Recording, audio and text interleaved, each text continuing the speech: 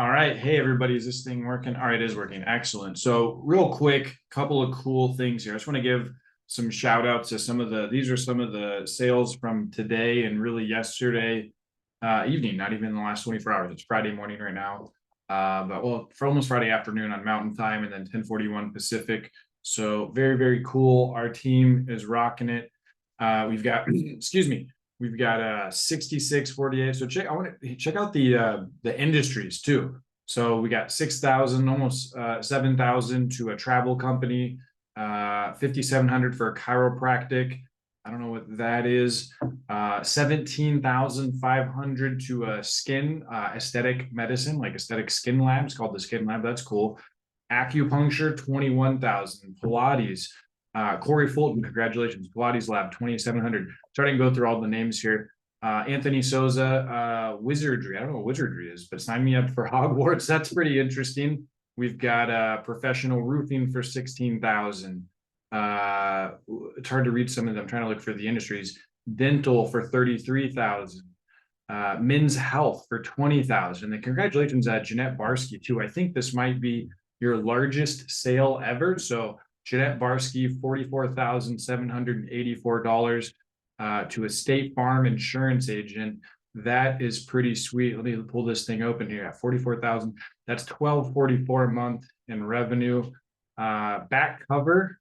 That's sweet. That's the back cover. Excellent. Really, really awesome. So good stuff, Jeanette Barsky. I do believe I looked through yesterday. I think that was your largest sale ever. So that's pretty exciting stuff. I also have the March.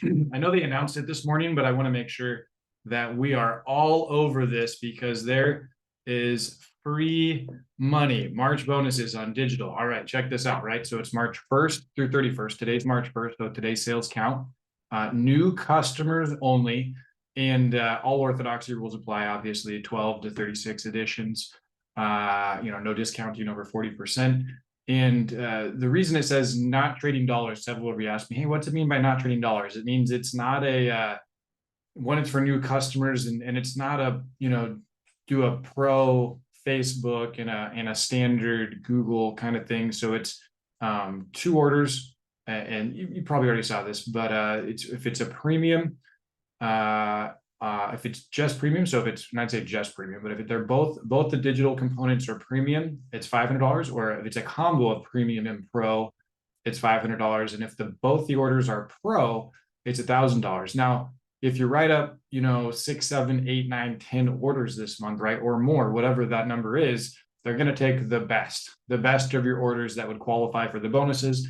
BVM is great about that. They always give the benefit in terms of the publisher, in terms of the bonuses. So they take the best of the orders written that would qualify. So that's really exciting stuff. Hey, today's video is something I don't know if we talk enough about it.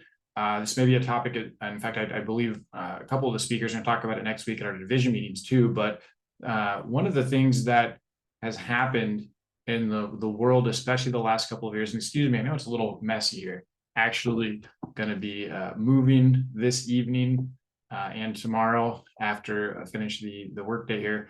And so this is probably the only part of the house right now that looks still put together. So it's the last thing to go. So we're going to pile all this out, but it's a little messy. So but one of the things that's shifted, especially in the last few years, is communication, right? The style of communication.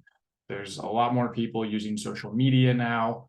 Texting has become super convenient and easy, whereas it used to almost feel a little bit intrusive to text someone, and now it has a little bit more comfortable feel. And I share that because sadly in years of doing this, and this is something we used to teach a lot, I don't know that we talk about it enough anymore, and that is like, when should I text or respond to an email, or how do I do those things? And so this will just be a couple of thoughts. It probably, I may not go into a super extensive things, but some things to think about when it comes to, even getting appointments or just basically when someone texts you. And I think in our business, right, there are things that are solvable and simple in text and email, and that is because we already have a strong business relationship, right? So that's important to think about how that might be much different than working with a client.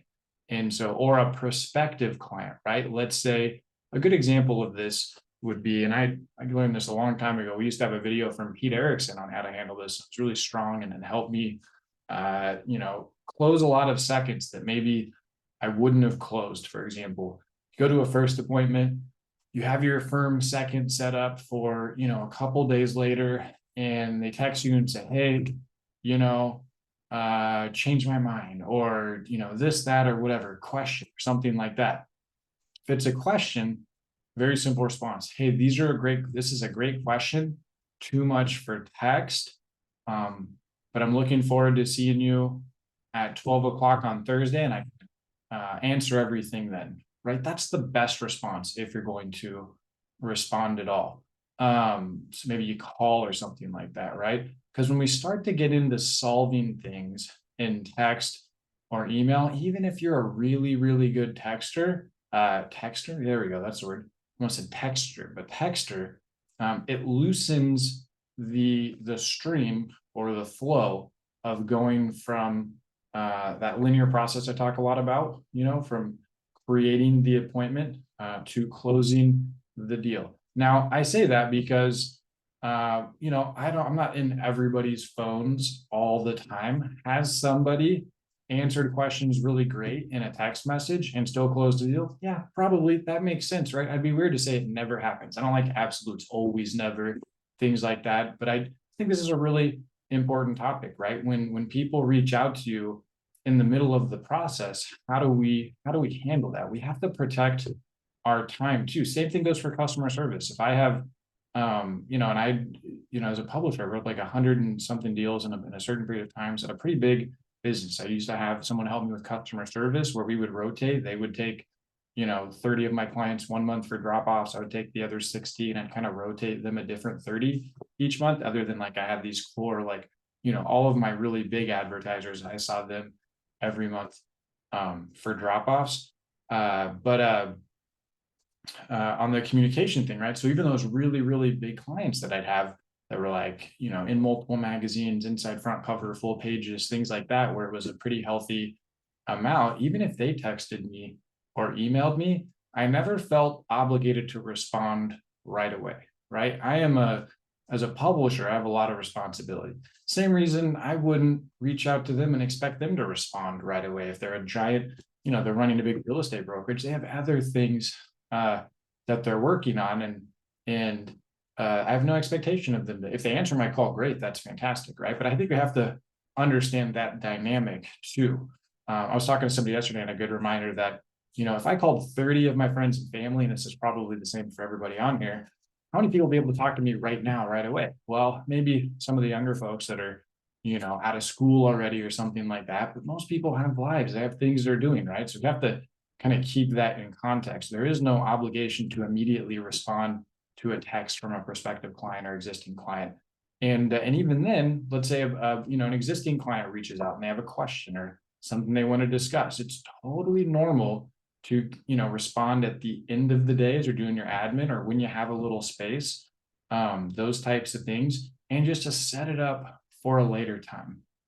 Even if they text, right? So give you an example, they go, hey Derek, question about my agreement or blah blah blah, or the digital this or that. Hey, super great question. In fact, if you're doing drop-offs in the near future, that might be a great time to say, I'm actually going to bring by your ad in the publication and your impression report here later this week.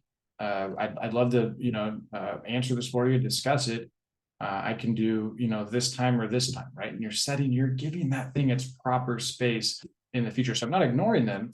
And I might just respond at the end of the day when I have my calendar and I'm kind of settled and figuring some things out. So it's not rushed and on the fly with, getting my guesses and conducting new appointments and all of those things. So I guess overall, it's just really important to understand how to respond or how not to respond. And we always want to protect our space too, because you can even get like someone that's canceling an appointment, right? Let's say they're going, hey, I got to cancel our meeting on Thursday, or you're going into a second and say, I changed my mind completely. Well, it could have been that they just dropped, like, think about emotions in general. Moment to moment, people's emotions are going any particular directions. It's one of the great things about BVM and publishers. Like, we're really good at keeping a strong, healthy, emotional direction throughout the day, because we do hard things. We face rejection. The culture of the company it builds an emotional strength to it too. So a lot of great things there. But the insurance agent or the whoever, those types of things, could have just dropped a mug on her foot and then has your business card sitting next to her, and she's like, oh, this is terrible. Oh, the rest of my day is ruined. And there's the business card. And I'm like, oh, and I got to cancel my appointment on Thursday, right? So if they we don't know what's going on the other end. Is in essence, they might be having a knee-jerk react to something. So we don't need to have a knee-jerk reaction as well. And responding text and email, there's so much missing out of that too. You think about the significance of the relationship with the client or the appointment that we generated with the respective client. And when something's really important, there's a hierarchy of communication. Texting is fairly low in terms of the significance of something, whereas face-to-face eye contact in person, really powerful. Live phone conversation, really good. And then texting is something that I wouldn't reserve for really significant, important conversation. So hopefully you find that really helpful. I just think managing communication in today's world is super, super relevant when it comes to us looking at how we communicate with folks outside of the business. So keep up the great work. Really awesome. It's incredible what's going on. Last week in LA, we doubled our growth over last year, which was pretty fantastic. This week, the division sales races are just neck and neck. Obviously, there was one giant order in Summit for $379,000 that gave them a massive leap. But in terms of everything else, all the divisions are super close. So it's really awesome seeing all of the great work, great activity, and can't wait to see everyone next week. I'm sure I will talk to many of you here over the next few hours towards the end of the day as well.